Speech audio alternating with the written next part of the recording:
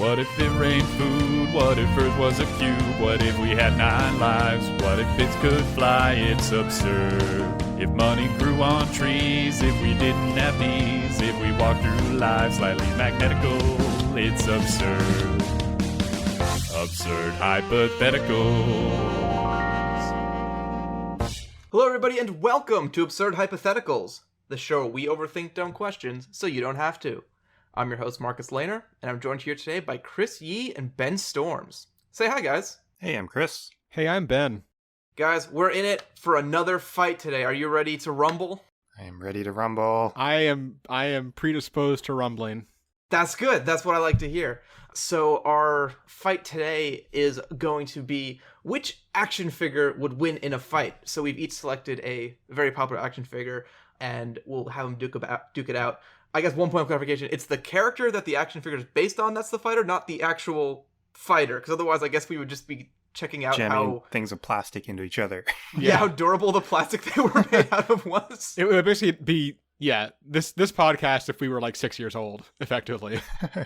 Yeah, so it's based on the characters. And I think it'll take some explaining for our first fighter here, because Ben, tell us who you did. So I chose Stretch Armstrong, by which I mean we picked the obvious ones, and then we had to find another one, and we found Stretch Armstrong. Stretch Armstrong, if you aren't familiar, is a toy, first released in 1976 by Hasbro.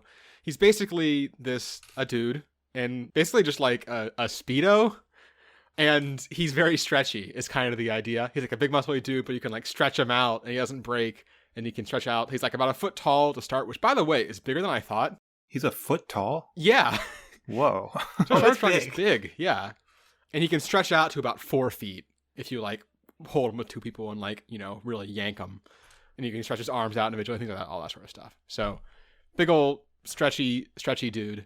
I was really amused. I was looking up to try to figure out like various things about Stretch Armstrong. I just want to share very quickly. I found some Amazon reviews, and one really fun thing is, how sometimes on Amazon reviews, they let you rate particular aspects of the product?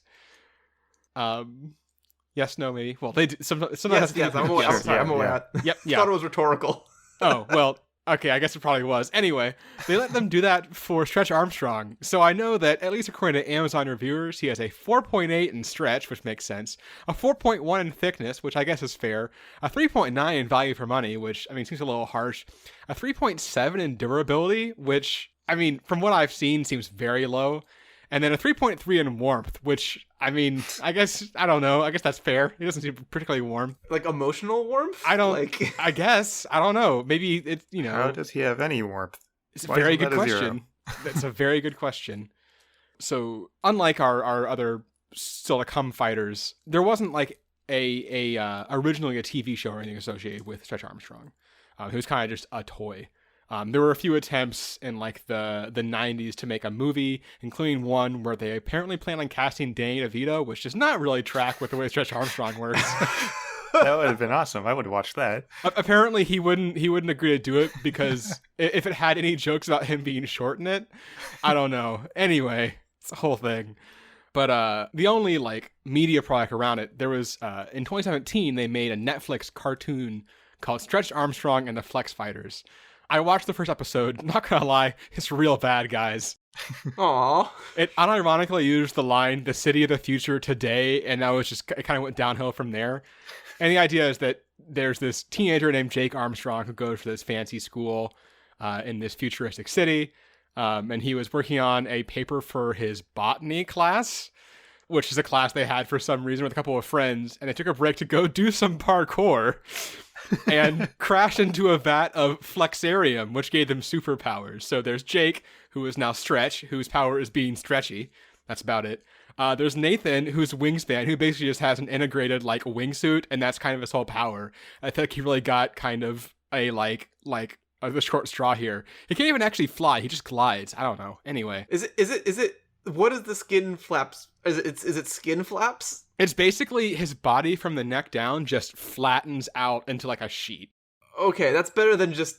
It doesn't just like flap flaps. out. Yeah, no. Is it like the flying snake that we covered in a previous episode? Or it's more like a flying squirrel, actually. Cage. Oh, okay. More like a flying squirrel, I would say. And there's Ricardo, who is Omnimass, who can change his size and mass, and looks like really the only one who's actually any, usefulness. I guess the strangeness can be, but I watched the first episode. It was not very good. Randomly, Keith David was in it. I don't know why. Well, hey, if you got it, pull. Yeah, who knows? But yeah, so I didn't take too much from that, but I guess the fighting style he used there was kind of, he would grab onto poles and fling himself at stuff, and when the big monster they're fighting tried to punch him, he would stretch it back and then wrap the arm around to punch itself back in the face and things like that. But that was kind of it. All I really got from there. Most of my research, instead of looking at that, was looking at the many, many YouTube videos of people doing horrible, horrible things to Stretch Armstrong, and just sort of keeping track of what he did and did not survive. So let's go through the list. Things he survived first. Being microwaved, being placed in a vacuum chamber. He did inflate like a balloon, but he maintained structural integrity throughout and then did deflate back to a slightly more rubbery version of himself, but still himself. A slightly more rubbery version of his rubberness. Yes, yeah. He was a little floppier, but still generally intact. Some gunshots, he stopped both a 22 and a 45 caliber handgun rounds. A single Stretch Armstrong doll, which is kind of insane. He stopped a 60-pound draw compound bow with a steel tip arrow. Ooh, wow. He was placed on a bed of nails and had a car driven over him, and he survived that. He was pressed in by a 175-ton hydraulic press. He was submerged in liquid nitrogen and then smashed against the ground just by his feet, then hit with a barbed wire baseball bat, and then hit with a sledgehammer. And that was all okay. Are these all the same person? No, these were different videos. I watched a lot of videos. I didn't know there was one YouTube channel is dedicated to this. No, there were definitely a couple that went in pretty deep on Stretch Armstrong torture, but those were all, for the most part, different ones. Do you think you're going to keep clicking on the Stretch Armstrong videos that pop up in your recommended videos after this episode? Oh, after the first one, I immediately went incognito mode, so I didn't blow up my recommendations for 3 months, because I have done that before. I had enough recommendations for cereal commercials to know to, not make that mistake again. I didn't do that for this one. Yep. You'll deal with the consequences. No, I didn't either, which is actually a problem because yeah. Very popular toy brand with lots of advertising dollars. Things he sort of survived. He had a firework attached to each limb facing outwards and set off at the same time. He was somewhat scorched in the middle, but his limb stayed intact. That was pretty impressive. He survived going through a meat grinder. His legs went in first and got a little chewed up, but then they clogged the meat grinder and he was still stretchy afterwards. And then things he didn't survive. Being chainsawed, not good. Being run over by a train, not good. Being put through a 60,000 PSI water jet, went straight through him and actually left them. They were able to just remove the outer skin layer and just had a perfect half, just the stretchy inside part, which by the way, I didn't mention, is basically just corn syrup. It's gelled corn syrup. Apparently it tastes kind of like taffy. Wait, it tastes? Yes. Yeah. Apparently it's kind of a problem that kids would eat the inside of Stretch Armstrong because it tasted like taffy. Do they still do that? Yep. It's still corn syrup that has been gelled. Yep. Also did not survive being placed in a waffle iron. Did not survive being deep fried. As far as I can tell in that one, the cornstarch inside him boiled and then he burst. That one was a lot of fun. In a lot of oil. Oh, no. Hot oil. Yeah. Did not survive having molten metal poured on him, did not survive being placed on top of 10,000 matches, which were then ignited, and did not survive having a 1,000 degree metal ball placed on him. He does sound warm. He is warmth is apparently his big weakness, really. Yeah. There's a rating for the durability of his warmth. Yes, the durability overall was fine. Against warmth, not great. One interesting thing I did see, because, this is all looking at just a single 1 foot tall Stretch Armstrong. If we're scaling him up to human size, like we're going to for this fight, he's going to be considerably thicker than the regular Stretch Armstrong. And I was kind of wondering what that would do for his survivability. And there was actually there's a YouTube channel called Kentucky Ballistics, which is a guy who shoots stuff basically. And he did a lot of things where he was shooting Stretch Armstrongs with various things. And one thing he did was take the inner goop of 9 Stretch Armstrongs and put them into 3 separate gallon Ziploc bags and flatten them out. And then basically made 3 plates of Stretch Armstrong body armor that he put together into a layered plating. And those 3 sheets stopped a 9mm 45 caliber handgun, a .357 Magnum, and a .556 assault rifle bullet without going all the way through to what they had behind it. It did not stop a .308 rifle round, which is like a, much heavier duty, like, hunting rifle round. But against most small arms fire, I believe our full-size Stretch Armstrong is going to be relatively impervious. Huh. Which is a little surprising, but, useful. See, when you said that it was stopping bullets, I was picturing someone just like strapping a bunch of Stretch Armstrongs to them for body armor. This sounds like a better way to do it. This is a much better way to do it, yeah.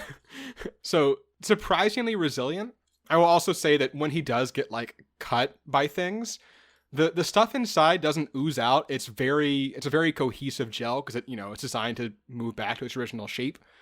So he kind of has to be, like, severed to really stop him, I think. So he's going to be kind of hard to put down. The big problem is that I don't really know what he's going to do particularly well offensively. He is kind of a burly man. He can stretch himself and I guess fling himself at things and survive the impact pretty well. But he has limited, that's kind of all he does. He's kind of just a big fleshy dude full of hydrogenated corn syrup that's turned into gel. You can probably like slingshot things. He can slingshot things. That's kind of it. So there's definitely limits to his offensive capabilities, but he will be at least difficult to stop, I guess.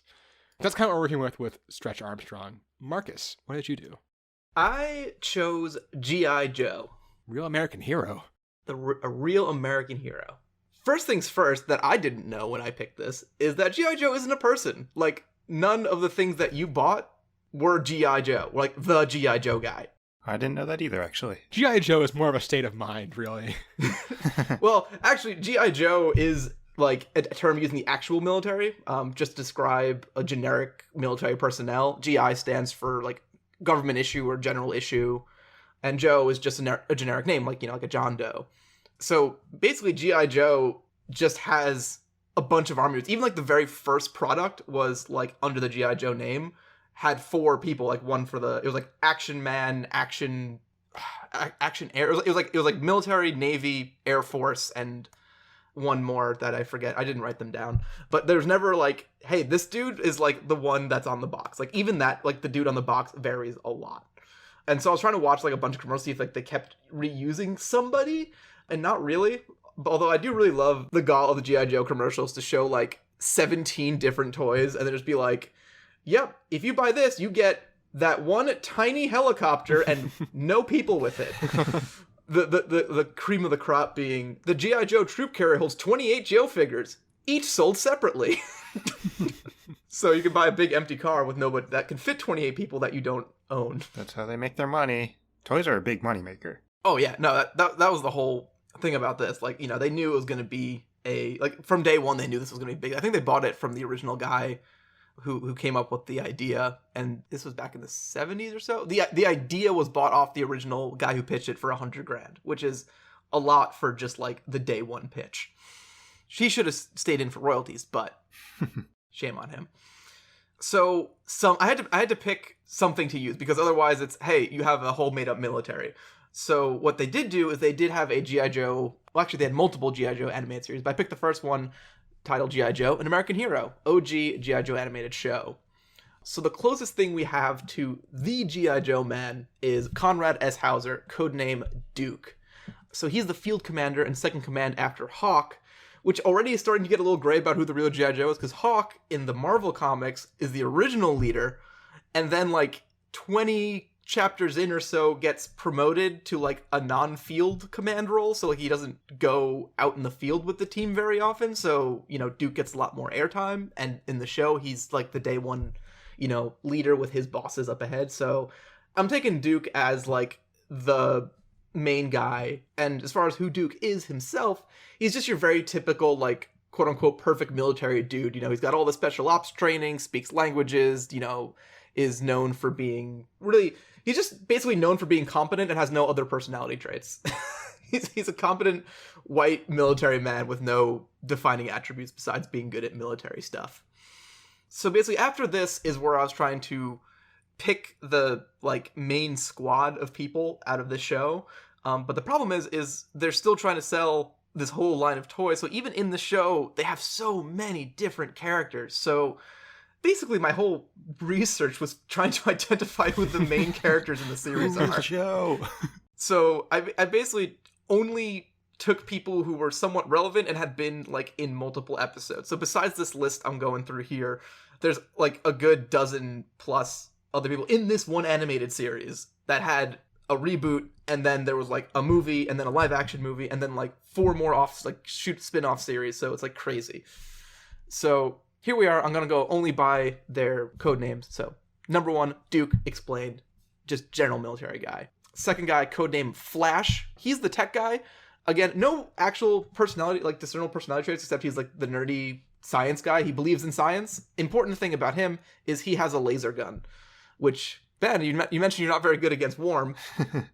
I did not mention because I didn't have great data on it. There was also a video where someone had one of the most powerful like commercial lasers you can buy, and it did not do that much to not GI Joe, to Stretch Armstrong at first, but then it did eventually melt a hole in his little chest. So you need to maintain your aim. Maintain laser contact. Yeah, I mean the laser gun in the opening cutscene just like melts through like a 2-inch metal plate. So he is hosed. Other characters and the amount of information they give in the bios varies wildly and is of varying levels of detail / realism / like what they decided to include. But we have codename Gung Ho. Born in the Bayou, he earned a reputation as a knife fighter in New Orleans. So he's kind of your just badass, like, commando-y guy. Rock and Roll, who's a machine gunner whose special ability seems to be that he used to be in a rock band, so the noise of machine guns don't bother him as much. That's a good ability. You have Scarlet, who I love. The most accurate description of how this is, like, you know, treated as a character in the show is Scarlet is an extremely talented woman. So basically, she's a love interest for Duke, but she also has all the special ops skills. So she's also, you know, super competent. She also uses a hand crossbow instead of a gun for reasons that aren't explained. Every once in a while she has a gun, but she generally uses this little, like, hand crossbow that makes her, I guess, cooler. Oh, it's like Hawkeye in the MCU. Yeah, basically. Probably the most unique one is Snake Eyes, who is basically ninja plus soldier. He's like this stoic guy all dressed in black, who has like a ninja-esque, like a Shredder-esque kind of mask that he wears. He disappeared for a while to do training in Japan under unknown circumstance and has come back with all these ninja skills. So Snake Eyes is basically a ninja plus a soldier. Stalker, whose ability seems to be that he's a former gang leader from Detroit. And Zap is our demolitions expert. These are probably like the relevant ones. Like, you have a bunch of tough guys, you have a ninja soldier, you have the 2 main characters. One has a crossbow, one is just Duke, and then laser gun Flash guy is pretty good. Some other people that I just wanted to throw on my list because they are showing up in multiple episodes, but they're kind of either like more support roles or like pilots and drivers, which are kind of less relevant to what we're doing, I think, here. Codename Airborne, he's a pilot, surprise. And my favorite thing about him is that he really just plays a supporting role to the point where there was confusion because his toys came in like different colors because they just didn't pay enough attention. So people weren't sure if it was the same character or not. So I think it came in 3 different colors, and like one of them they decided was a different character that has the same code name, and that's what they decided is how that worked. Codename Breaker is their communication specialist who, quote, his habit of chewing bubblegum even in adverse situations is the ultimate expression of his self-confidence. Clutch, who is described as their chauvinistic driver. Covergirl, who is a former fashion model who's now a mechanic because she's like, forget all this girly stuff, I'm gonna just like fix engines. Doc, who is a pacifist medic, but they make sure you know he's not just any doctor. They specifically mention that he went to Harvard and then did his residency at Johns Hopkins to give, you know, so you know he's legit. He's the best of the best. You got Wild Bill, who is just cowboy helicopter pilot is his entire character. You have Tripwire, who is who's also another explosive expert, whose character trait is that he's incredibly nervous and clumsy around everything except explosions. And the way they establish how nervous and clumsy he is he got kicked out of a monk monastery for breaking too many dishes. But around explosions, he's okay. But around explosions, that's the one thing he's not nervous around. And then my favorite codename of them all is codename Snowjob, who is an Olympic-level biathlon athlete and con man who has shifted to the military. Okay. So, yeah, I mean, like, as far as this fight goes, I mean, basically they operate in teams, like usually like a half dozen of them or so. They use and have access to, jets, planes, guns, like commando type tech. Like you gotta get all the different play toys in there. So they are basically like special forces army. So it kind of, I think, sets a baseline for this fight of, hey, can you deal with like guns and grenades and stuff? Because I got lots of people with guns and grenades and stuff. Chris, who did you cover? So I covered He-Man, and normally I'd probably veto you for using all those people, but I'm going to go ahead and say that He-Man is really overpowered, so I'm okay with you using all those people. I'm going to go over why he's overpowered, and then we can kind of decide what we want to do with that. But so He-Man, and he's made by Mattel, and in 1976, Mattel actually declined like the Star Wars toy line. I think they had a request to make some, and then they declined it, and that ended up being like a huge success. So they wanted to make their own toy line, and they came up with the Masters of the Universe toy line, which includes He-Man. And then that spawned like a whole bunch of shows and comics and video games and movies.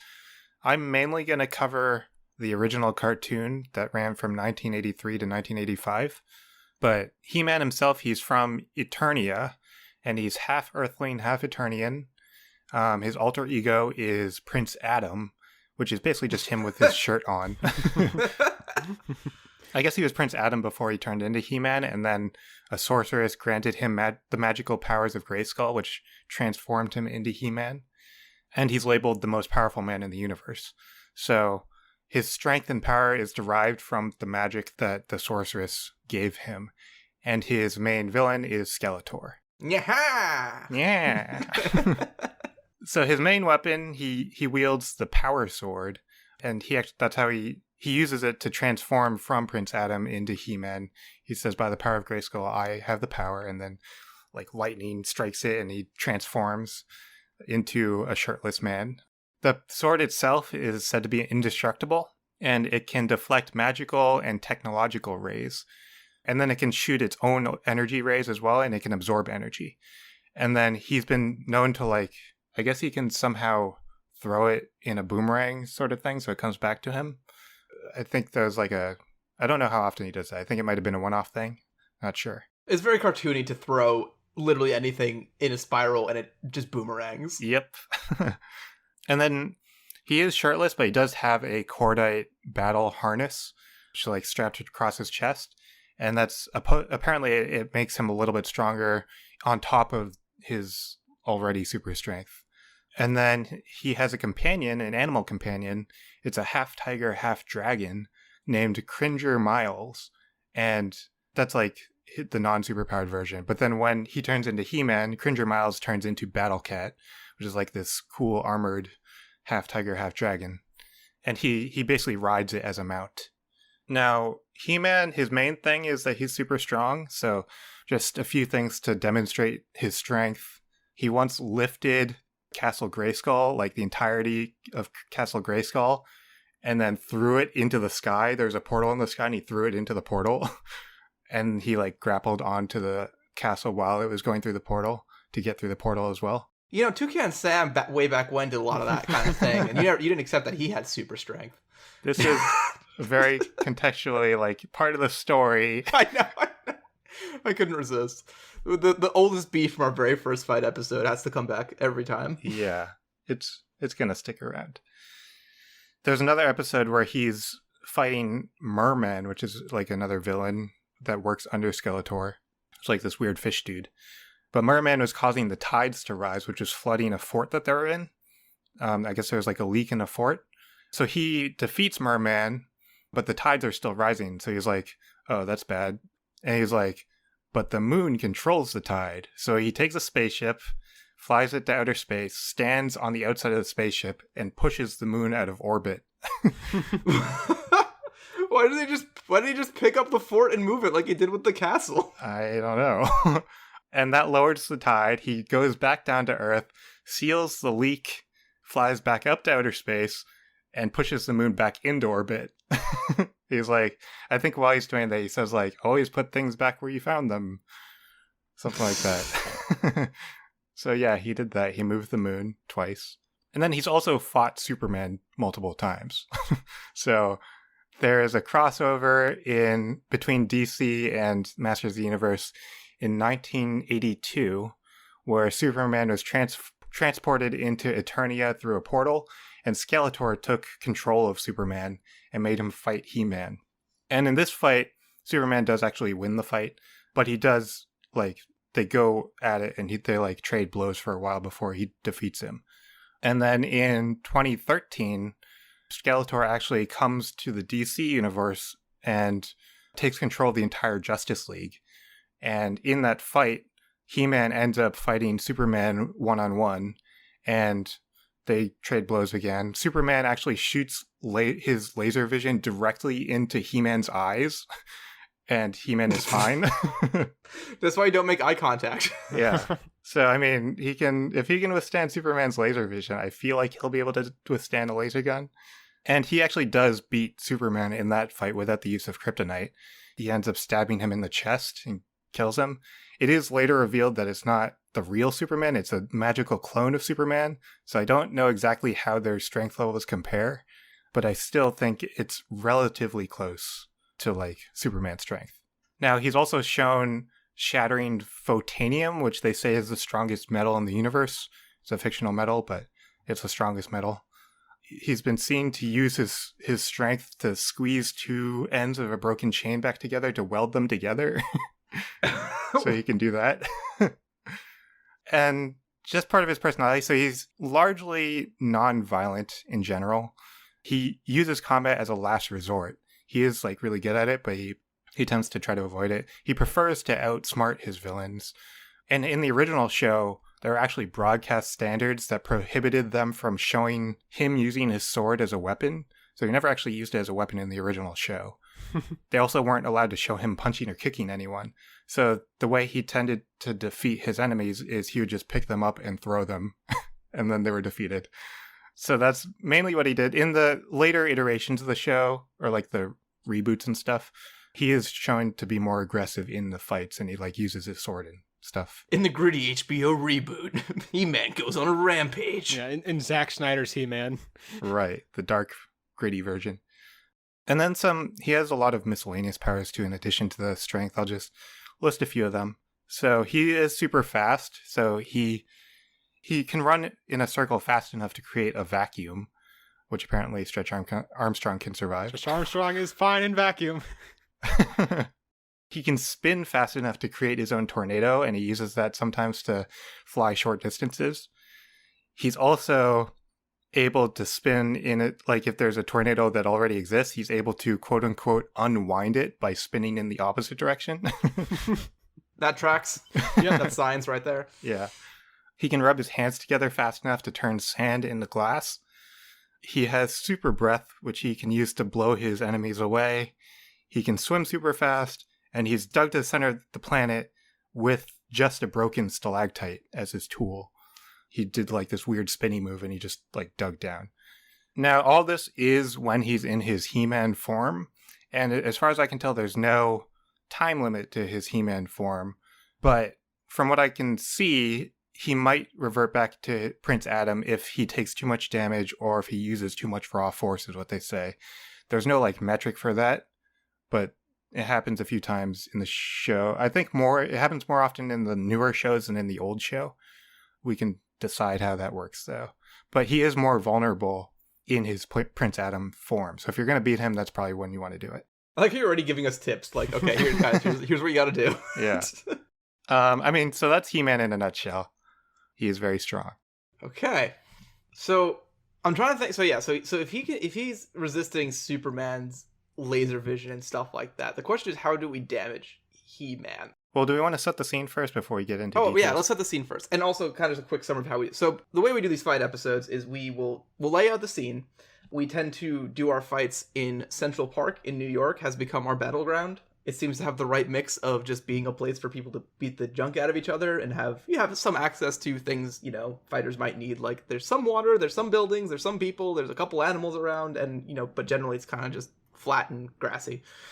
So we'll be fighting in Central Park, and We're going to be doing it a little different this time. So what we've been doing in the past is we'll assign a win rate percentage, and we kind of just leave it at that. Like, hey, most of the time, He-Man's going to win if these things happen. Otherwise, these things will happen, and, the G.I. Joes will have a chance, or, in this rare case, Stretch Armstrong will win. So what we're going to do this time is we're going to still set up those percentages, but then we are going to put those into a randomizer and actually spin it and have a clear-cut winner who actually wins the fight. Using those percentages that we came up with.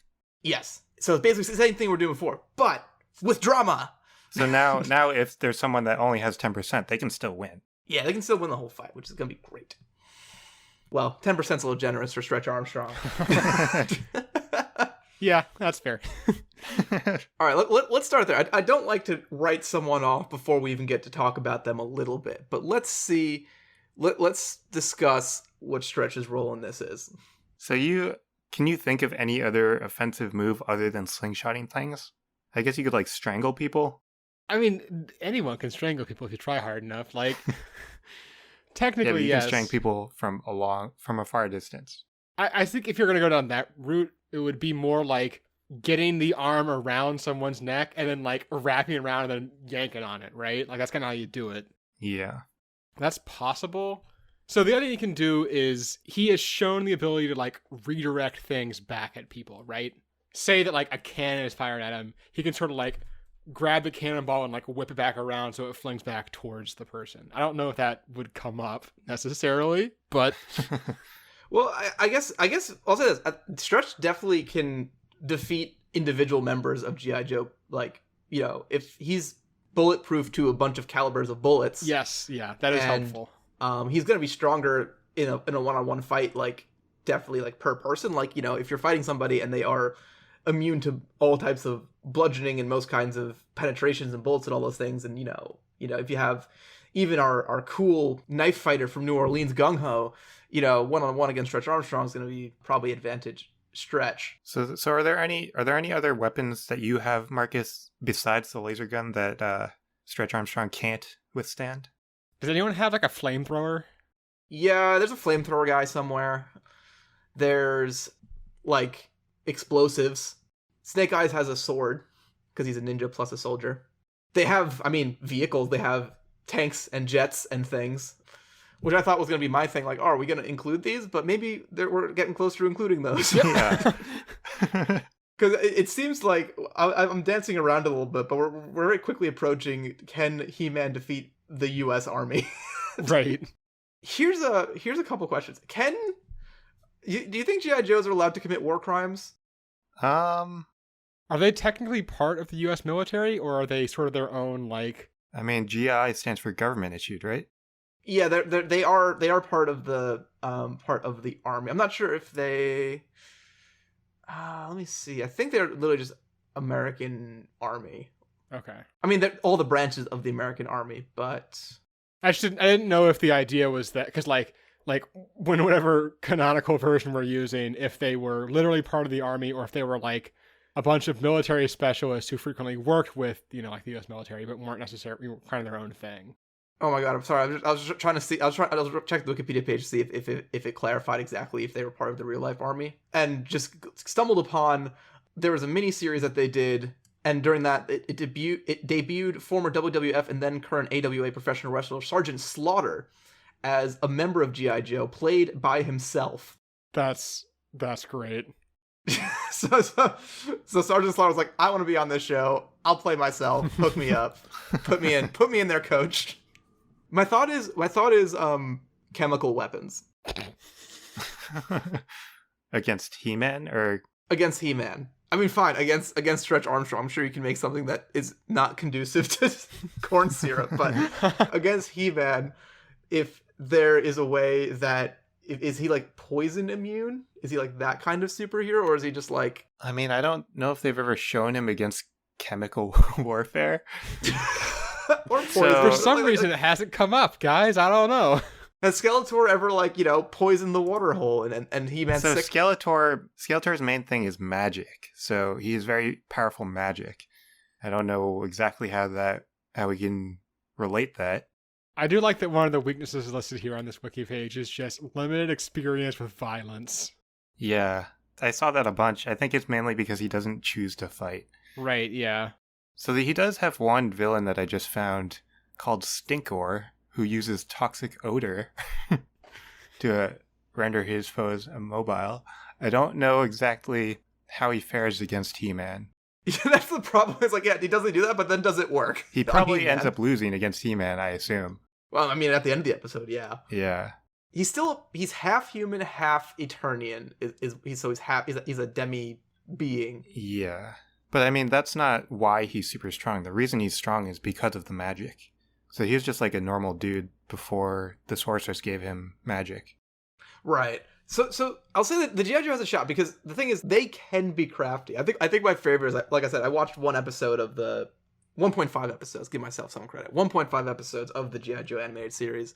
And in the first episode, they literally did the reveal where like someone rips off a fake face to show that there's somebody else 4 times for 4 separate occasions. They literally had the plot of it was, hey, they had this mass device, they called it. It was an acronym for something that would like shoot this blue aura energy at something and it would teleport it. So the plot of the episode was that they were testing their new base out, like its defenses. So they had the G.I. Joes infiltrate their own base to test the security, which of course failed against the G.I. Joe team. Hilariously, they also caused a lot of fucking damage when they did it. Like, they're like, oh yeah, you want us to test it out? And like, first off, they had like the female lead, Scarlet, like sneak in, do her thing, and she just like was on the rooftop she needed to be on, ready to drop in. And then then they had like Duke did a kind of similar, like low impact methods of sneaking in.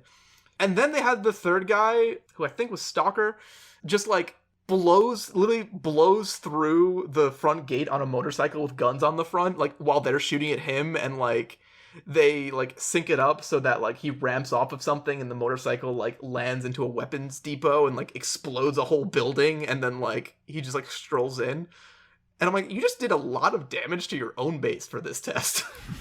But anyway, the point of it is... So yeah, if you have like a bunch of people with explosions and stuff, I think eventually all those explosions will cause He-Man to revert back to Prince Adam. Yeah, but to get to my point of all these face reveals, they did all this, and then like, they make it into the secure command center. And like the subplot in this episode is that there's this woman there who's like from like budgeting, who's like the uptight rules lawyer who's like making sure everything's doing this and being a pain in everyone's butt. And then the evil guys use the teleportation dice for the first time, and they dump literally like 30 people in the control room.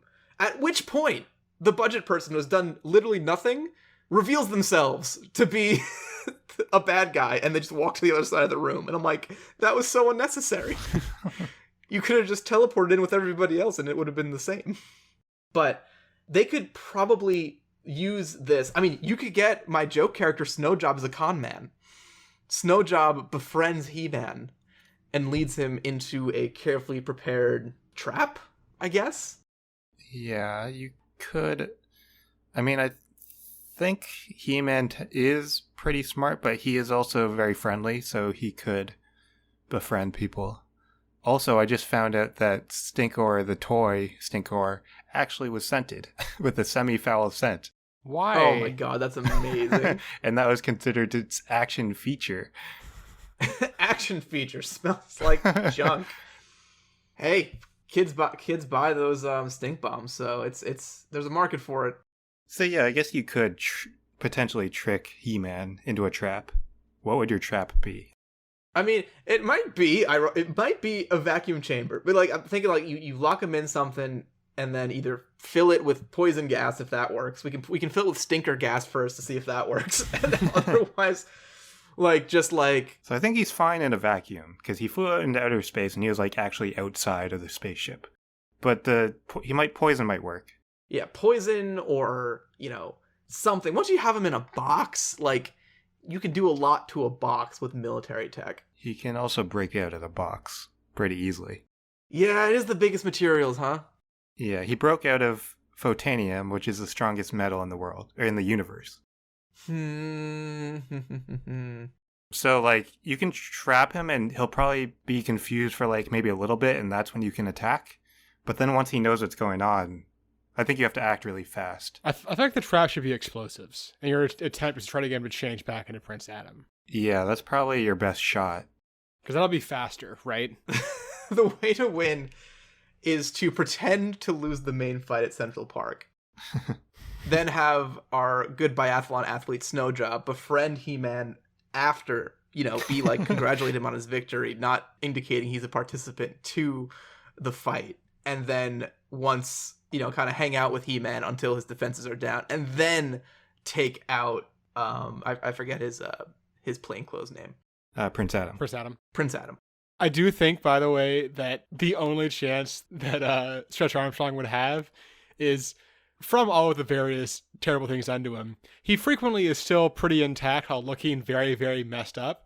I think he kind of has to play dead. And then once one of the others is still alive, while they're giving, since they're both from Saturday morning cartoons, well, they're giving a PSA about, teeth brushing, then he strikes. That's pretty much his only chance. So both of your plans involve faking your loss. Yes. Yeah, which kind of comes down to technicalities at that point of when does the fight over? But funnily, you mentioned how how He-Man is not familiar with violence. Funnily, G.I. Joes aren't really either because they're under a similar constraint where in order to be the proper TV rating, they can't show any death or even serious injuries. So every time they blow up a helicopter, the pilot jettisons, nobody ever gets actually shot, which it's funny you don't notice this more as a kid, that everyone with a sword and guns and all these super deadly weapons that have no other way to hit people, the action scenes are just slapstick to make it so that the sword isn't actually what stabs somebody. Does this mean that Stretch Armstrong actually has an even better chance than I thought because he's the only one not constrained by Saturday morning cartoon He's allowed to violence attack. Requirements? He's very familiar with getting violence put upon him. Right. He's the most experienced. He actually is. That's very funny. He's the most experienced fighter, but it's not going to help him, I don't think. Yeah, probably not. Realistically.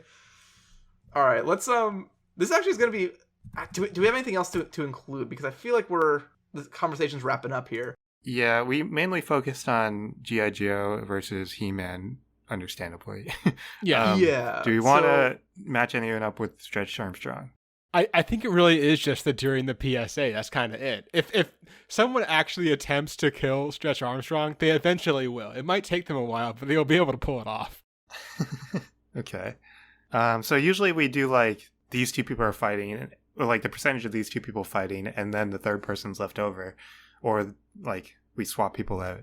Okay, so actually the narrow for Ben to win is actually kind of narrow, because Stretch would have to follow around Snowjob to be there kind of when the con ends. Because if He-Man is the last man standing, I guess, could Stretch choke out a non-power Prince Adam? Could Stretch Armstrong choke out Prince Adam? I don't know. Maybe. Can Stretch Armstrong kill a normal person? Yes. Yeah, I would say so. yes, yeah. Yeah. I didn't really look into how much what Prince Adam is normally. I think he's supposed to be pretty clumsy. Oh, does He-Man have to say the words to do his thing? Or does he just hold up the sword? I think he has to say the words. I'm not sure though. Ooh, okay. But I mean, once he's He-Man, it's not like he has to change back at any point unless he gets hit a lot. Right. So what I'm saying is either G.I. Joe is defeated and Stretch Armstrong is feigning defeat, right? Mm-hmm. He's slightly scorched and has some slashes on him, and he looks pretty messed up, but he's actually still. Yeah, he's the upper torso and the legs are empty and he's got nothing left, and the fight's over and He-Man is walking away victoriously. He's okay, cool, I won, and turns off He-Man for a hot second, and Stretch Armstrong happens to be there, and boom, latches on. Yeah, that's probably how you win, Ben. Mm-hmm. Similarly, the other option would be if the long con for G.I. Joe's goes well, because mine is going to be days later. I'm not sure if He-Man would immediately untransform until Snowjob got set up with something, because it's going to be harder for Snowjob to just choke out Prince Adam, I think. So he's going to require some more setup. So if the G.I. Joe long con works, then Stretch would have to kind of tail the military unit for like a few days, which probably isn't really in Stretch Armstrong's like super wheelhouse to track military personnel. Doesn't seem great for him. Special ops. So again, the most the most likely thing is that He-Man just wins by defeating us with his massive powers.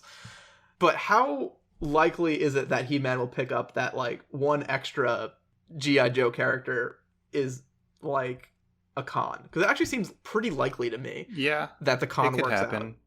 out. I think it's not impossible. Because I wrote down. I started by writing down 75% He-Man just wins, but I actually think I'm starting to think it might be more likely that he just accepts his fake victory. I think 75% He-Man probably feels pretty accurate, honestly. That seems pretty generous, if anything, to the rest of us. Yeah, He-Man is pretty strong and powerful. I mean, like, is your only path to victory is doing that fake lose thing. But I am trained special ops, so it's not like I'm just like faking it like a sitcom dingus. These people are trained for it, and we have fake masks if we need to. We have fake face masks, as many as we need. You don't have to say a sitcom dingus. You can just say Stretch Armstrong. It's okay. I understand. I'm not some idiot Stretch Armstrong trying to track somebody. Yeah, so I do think you have a better chance of winning after you fake losing than Stretch Armstrong. I think if I were going to split it up, I would probably say, like, if we're gonna go with 75% He-Man, which I think that's reasonable, it would be like 17 or 18% G.I. Joe, and then like 7 or 8% Stretch Armstrong. I put 22 and 3 just because the thing is you have to be lucky about where you end up in your defeated form. That's fair, actually. You know what? That's fair. You have to be fighting where the fight ends. If you're just like 100 feet in the middle of a field, it's gonna be tough to sneak up. Yeah, that's fair. Okay. Actually, want to make it 5 because the website that I'm using for the spinner, the minimum is 5 for one person. 75, 20, and 5 it is. All right, 5. All right, 5 is a lot, but hey, the wheel never lies because, well, it hasn't told the truth yet either. The wheel so far is undefeated. One wheel only tells the truth and one wheel only lies. You must figure out which question to ask it to decide who wins this fight. So those are percentages we're going with? Yeah, 75, 20, and 5. Okay. I'm sad that we can't see this wheel. Do we have anything else to talk about, or should I just spin it? Spin it. Okay. Spin it. I need spin it up. Here we go. There's no like sound effect. Oh my god, G.I. Joe 1. Yeah! Wow. Yes! The new format paying off immediately. G.I. Joe beat He-Man. So this is how this goes. This fight starts off. You got the Central Park, the sun's coming up over the horizon, sun is rising, glistening off our fighters. You see He-Man and Stretch Armstrong standing there, and you just hear a rumble as many tanks and jet fighters overhead descend onto Central Park. And then chaos reigns, and there's lots of fire and explosions and laser guns, and Stretch Armstrong is now a puddle.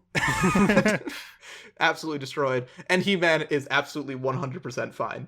And then proceeds to casually walk around just punching tanks.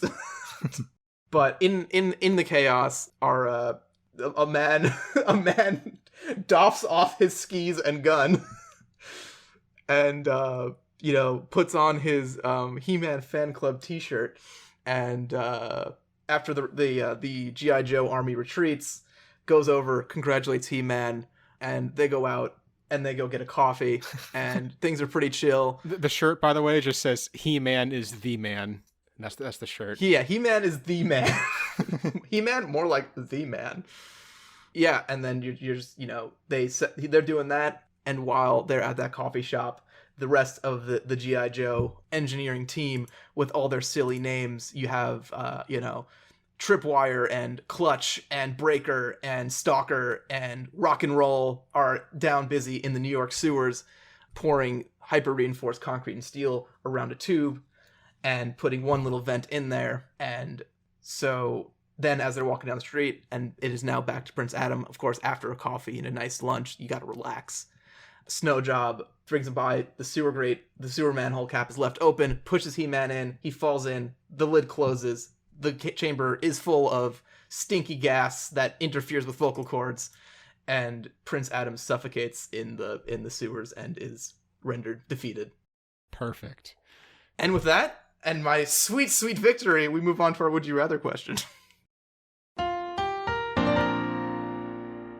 All right, Chris, I'm going to start this one off with you because you just did all this Masters of the Universe crazy nonsense. Okay. Would you rather travel through time or space? Obviously, we do both, naturally, but at the regular speed.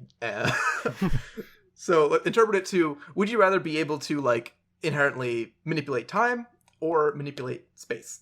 So, like, go anywhere I want at any time, or go to any time period at any time I want? Yeah, like your powers are time travel. Your powers are time travel and like space bending. You know, like wormhole generation. And to head off the smartasses in the comments, we're gonna say that both are, or I guess the time travel one is fixed to the location relative to the Earth, so you don't like time travel and wind up in outer space because the Earth is no longer in the same position. Right. Also, to fend off even more other nerds and things, we're going to say they're absolutely independent and that in no matter of physics does bending time allow you to bend space or vice versa. Correct. Okay. Should you, Teleport or time travel? teleport or time travel is kind of the question. Although remember that when you time travel, you can't like time travel to ancient Rome. You can time travel to the same time as ancient Rome, but still wherever you currently are, Right. which is relevant. So if I go really far back in time, in Boston, and nobody's come to Boston yet, Yep, pretty much. there's not going to be anything here. There is not. So time travel is dangerous, probably. And because of that thing where, like, I can't, if I'm in Boston, there's nothing in Boston, I'm limited to where I can, or when I can go to where it'll be interesting. I mean, you can always like get on a plane and fly to Rome, and Not then if I go in the past. oh no, you but mean now. like do it in the present, and then Right. time travel, and then Yeah. you can just come back to catch your return flight. Like That's you true. can I do could that. do that. Yeah, and plus it's not a time machine, so you don't have to worry about just getting like bullshitted by like, oh, and something went wrong during the time travel and your machine is broken, you have to go fix it with dinosaur parts. Yeah, it's just I have the ability. And I can also go to the future, which would be pretty cool. It would be, I mean, I feel like being able to teleport is more useful in like day-to-day life, just on like with practical stuff. Time travel is just more of a cool side thing to do. I guess unless you're like, if you're doing something and you mess up in your job or something like that, and then you can travel back and do it again, that could be useful. So question for you guys. If you could teleport like this and you were just, going to work, how would you do it? What do you mean? Like, I don't know about you guys, but I don't have, my own office or something. I work in a cube in a line of cubes. So I can't just teleport right into my cube, assuming I don't want people to... I mean, I guess if you don't care people know you can do it, it doesn't matter. But... That's what I was gonna say. I'm like, I'm telling everybody. if you'd like to keep it secret, how would you do it? I feel like you could find a place close to your office that's secluded. I can't imagine I'd be working at an office if I had this power. That's a really good point. Like, I can't imagine I haven't converted this into money. If nothing else, you're like literally the greatest courier ever. Yeah, like what I would do, what I immediately thought of, because it kind of like time and space made me think about like big space. You could do like space exploration with your time moving powers. Like you could explore different times, or you could explore like different planets, I mean, you could work for NASA. Could work for NASA. or just explore planets because it's fucking awesome. Or that. Well, you'd probably want to get in touch with NASA so you don't die when you get there. But Yeah. Hey NASA, can I have a spacesuit? I'm gonna go to Mars tomorrow. right. So you're bending. You're not teleporting yourself. You're bending space so that there's like a portal that you go through. So if you go to space, are you destroying everything around you? No. It's specifically travel through space. So you like slither through. Okay. I actually feel like the time travel is more dangerous because you're going to get messed up by some weird past diseases and shit. Yeah. And you could mess things up. And you can mess things up, definitely. I guess part of it with the planet exploration, like, yes, obviously I would love to go to the moon. That would be cool. Or Mars or There's whatever. nothing there, though. But there's kind of, right, it's kind of like you go there and you're like, well, that was cool. And then you come back and like, it's really cool. Don't get me wrong. But... It'd be cool like the first couple times you do it, and then you get bored of it. right. And then you kind of just use it to like skip your commute and like save on plane tickets. But that's also pretty useful. I mean, it would be cool to travel. Like you could take a day trip to Australia. Yeah. I mean, time travel, you can go forward like 20 years and get a sports almanac and come back and, whew, those bets. I actually think that you could make a lot of money if you just basically told companies, hey, I can get documents in the physical world from one place to another immediately. Because that seems useful for a lot of, like, sensitive things. Data transfer. Yeah. That's actually one of my favorite facts about, like, big data transfer for, like huge servers, like, you know, like when companies like Google and stuff are transferring databases. They can do it over the internet, like, securely, but it's actually faster to transfer data to a new location by downloading it onto hard drives and then just mailing those. Right, yeah. So even though you can instantaneously send it over the internet, it's faster to just carry it. Yeah. Which is, like, awesome. Okay. I feel like we've kind of gone over the pros and cons, right? How are people feeling? I feel like, or do we want to vote, or are we still talking? Yeah, let's vote. Let's vote, Okay. yeah. So I'm going to go with traveling through space. I feel like it's more practical in terms of like getting a job and like getting money from it. I mean, I guess with the time travel thing, you could do the sports almanac thing, but I mean, I would feel guilty doing that because you're kind of cheating the system. You're not really contributing to society. Whereas if you're using your teleporting thing to help people, then you're building a career and you're making the world a better place. Marcus, what are you going to do? I'm going to pick space so I can go to check out cool new planets. I don't think that would get old, and it would be a fun way to go about things. Also, like, the day-to-day like benefits of time travel, the way I always interpret it is kind of like, hey, if you are... The thing I would probably end up fixing most is stupid things I say in conversations and going back in 5-minute increments to undo mistakes. And at that rate, I'll just age twice as fast as everybody else. And then I'll be like, yeah, I'm just not as cool and suave as I seem. I am also going space, even though I'm not as into the space exploration thing as you, because I do think it might maybe not get old, but just I don't think there's going to be all that many interesting planets to get. Like, once you've seen one dusty rock, you've seen on kind of all of them. Unless there's a planet with aliens on it. Well, yeah. Which there is a chance. But it will take a very long time to find that. And also, with regards to like the sports almanac thing on time travel, I personally really like watching sports. And yes, it would make me a lot of money, but I would hate to spoil myself for all of the sports for the next 20 years. Well, I mean, it doesn't have to be sports. It could be anything. Well, that yeah, makes fair money. enough. All right. You can just find the next Google or whatever. So I guess I could do that. You just bet a sport you don't care about watching. But I watch all the sport. I guess I could bet on baseball. All right. Anyway. Also, this episode's been a long one, but I do want to pose this because I just thought I was thinking about it halfway through this. If we rephrase this, would you rather travel through time or space, and you have to pick whether you are stuck in time and can move in space, or can move through time but stuck in space? Oh, both of those suck. Both of those are so bad. I would be able to travel through space and be stuck in time. I think I'd be stuck in space and travel through time. They're both awful. Yeah, it gets tricky. We won't go into it. It gets tricky with can you manipulate things if you're stuck in time? I don't like, think do so. Things move. In which case, you can go and see everything as it is right now, or yeah, you just are stuck as a vegetable. But you do go through time, and I guess it does have an end at that point. Right, that's the thing. That one ends eventually. All right, but you know what doesn't end, guys? What doesn't end at all? I don't know where you're going with this. This podcast, apparently. Yeah, our podcast. Well, our podcast does end, but what doesn't end is the unerring support of all our listeners. And if you want to be part of that awesome feel-good movement that makes me, Ben, and Chris feel great about ourselves, but also helps us stay on making the show and all those things, and keep coming back to you week after week, help us out. Leave us a review. That's a super helpful way to get this podcast up in the search thing so more people can find it. Send us some questions. You can email us questions, and we are more than happy to answer listener questions. And we are very slowly running out of new ideas. So you could be literally saving the show by sending in questions. And then also direct support through our Patreon, www.patreon.com/absurdhypotheticals. $1 a month gets you access to all our bonus content. And yeah, that's that spiel. You can join us next week where we answer the following question. What if movies were real?